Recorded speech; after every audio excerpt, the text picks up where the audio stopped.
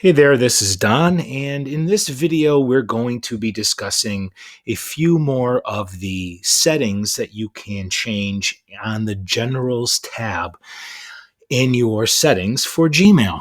So let's get to it. As you should know or do know, that to get to settings, you're going to click on the gear. Then you're going to choose settings. And then we automatically default to the Generals tab.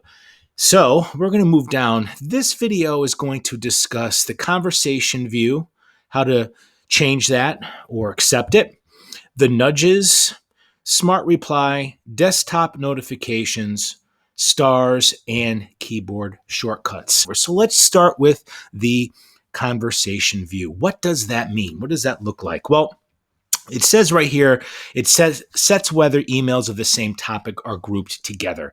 Now I have that on. So let's see what that looks like. When we go back to our inbox, you will see that I have emails. Like, for example, this one is John, Brian, and me. And they are all grouped together in one email. Now, when I click on that, you will see the original first one is up at the top. Then there's 6 in between, and then it shows me the last 2.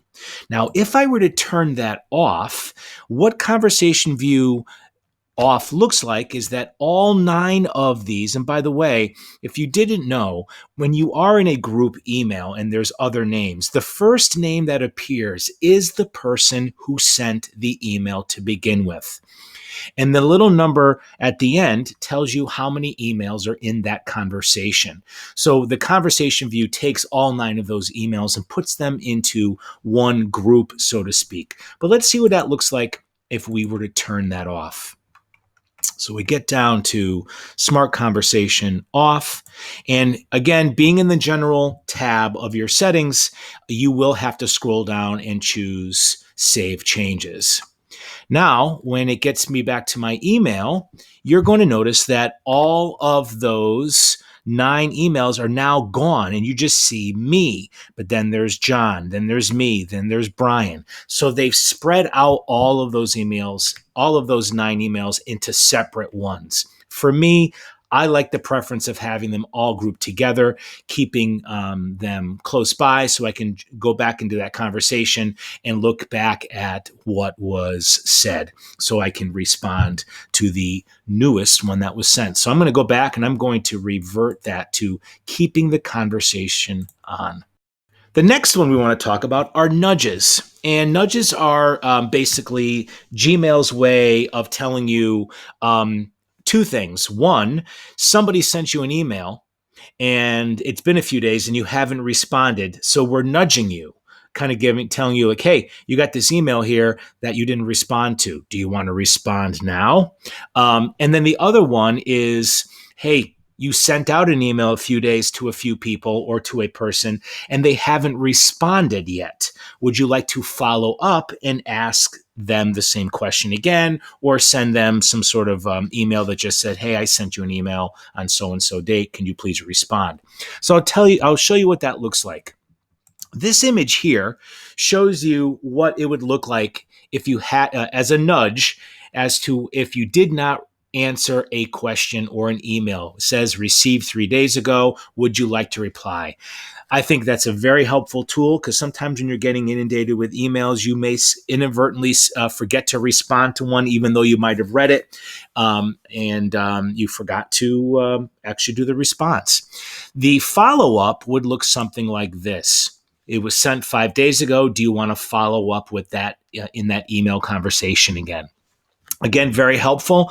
You might have forgotten that you sent out that email and you hadn't heard back from the recipient. So it's just nudging you to follow up and or respond. So that's what nudges do. I keep both of them checked because I like to have that extra help to keep me focused in my inbox. All right, the next one is Smart Reply. I love this feature. Smart Reply will provide you a few choices that could respond to the email that you were given. So let me show you what that looks like. So here is an email that my colleague Rosie had sent me. And down at the bottom, it has provided me some smart reply responses. If I like some of those responses, or if I like any one of those responses, I should say, I can just click on it. And when I do, it's going to put it automatically into the email. And then if I like that and I'm like, and I don't want to add anything else, I can just merely click send, or I can add more to the email if I want to. But having the smart reply certainly helps speed up your abilities in Gmail by giving you those canned responses that should fit the email. And you might be asking, well, how does it know? Well, that's because Gmail uses artificial intelligence, and it does um, quote unquote read your emails. Now, it's not reading it for substance necessarily. It's reading it using the words that are in there. And based on the algorithms that they've made, on the way the words have been placed in sentences, it just assumes that it could mean one of those three replies. I don't believe that they're actually reading the emails and keeping notes on everything that you've ever sent. So I don't want you to think that. All right. The next one, stars. This is a tool that is very helpful in telling you which emails you find highly important. And when you get down to the stars section, you have a few choices right here. You can have presets. Right now, if I clicked on 1 star, it would choose any one of these that I would want as just 1 star. Or I can choose 4 stars, and it randomly took 4 of the original base down here. Or I can say, no, I want to use all of them. And if, let's say I didn't want to use all of them, but I wanted to use just this one, I could take it and drag it up and add it to my in-use list. And noticing that these are not being used, so they're not going to show up. And I'm going to show you where they do show up. But for this purpose, I'm going to choose all stars, and they're going to be now all in use. And what you're going to, if you're not sure what they mean, it says if you hover your mouse over it, it will tell you green star, red bang, orange, what's this one here, yellow, green check mark, blue info. So let me show you what that looks like. Now, I did change my generals tab, so I have to go back and click Save Changes. So now when I'm looking at an email, I can cycle through any of those stars or icons that are now in use simply by clicking on the star. And that's the first one. And if I keep on clicking, it's going to cycle through the different colors and or the icons. Now it's going to be up to you to decide, what do these mean to you? Obviously, the exclamation point or exclamation mark usually is a sign of like, whoa, this is something that maybe needs my attention more. That's how I would look at it. So for me, if I were to mark this email, I would like, to me, I would say, oh, I really need to keep my eye on this email or something like that.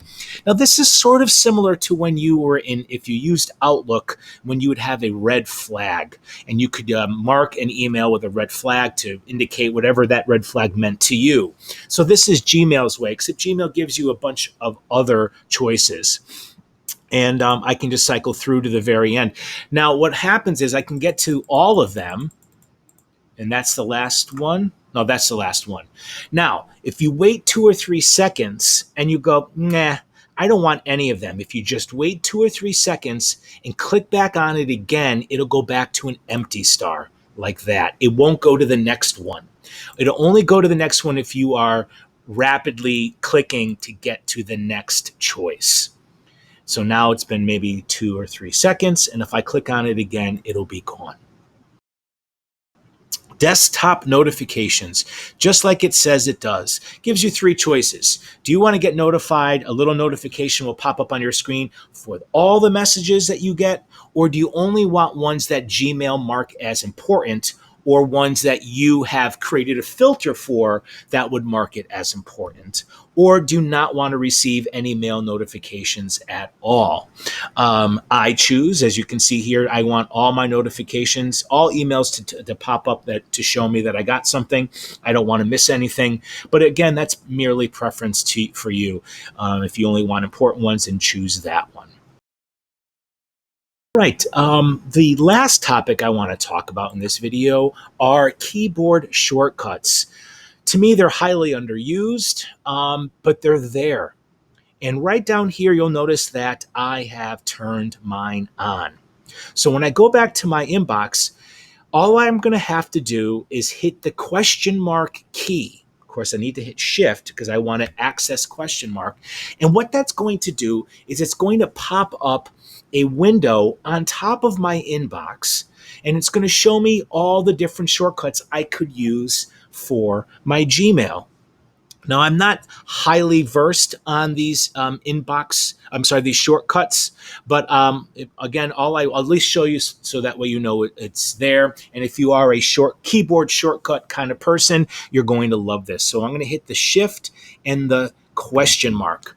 And you'll see on top of my screen are now different types of keyboard shortcuts that you can use in your Gmail. Notice that it says shift and escape, so you have to use both of them at the same time. This one here just says escape, so you're only going to be using that particular key. And there are more choices down at the bottom. There's a lot to do with keyboard shortcuts, so it's going to certainly take you some time to get that under your in your toolbox or your tool, so to speak. And then just to close this, you just click close.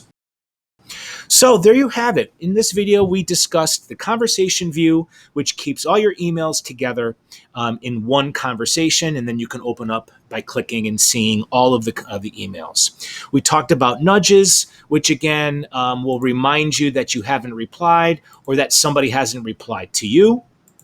And we talked about Smart Reply, which gives you the smart choices at the bottom of your email. All right, the other thing we talked about were stars. We talked about that and how you can mark your Gmail emails with an icon to indicate something for you personally, and then the keyboard shortcuts, which are with the shift and question mark.